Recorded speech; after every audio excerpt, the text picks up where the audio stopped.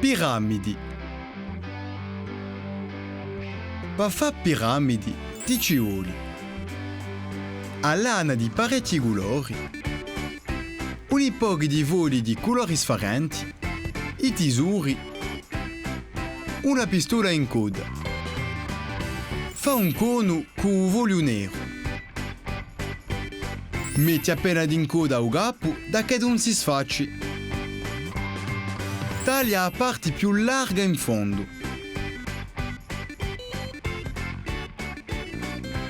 Appiccica il capo di un medo di lana in cima al gono. Intorcia la lana intorno al gono a partasi da punta, per un po' di centimetri. Fa lo stesso con un altro pezzo di lana, cambiando di colori ogni tanto. Con l'aiuto di Ugono, disegna un cerchio davanti al voglio nero.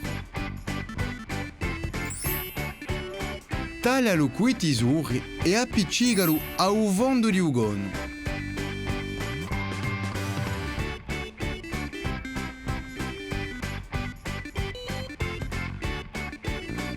Taglia una striscia rida in un voglio nero.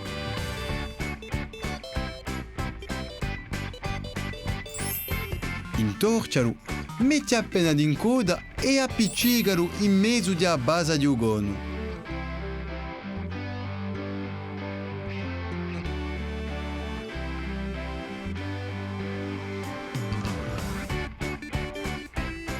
Per compia, disegna e taglia stidini in una carta giada. Appiccicali nella lana da decorare.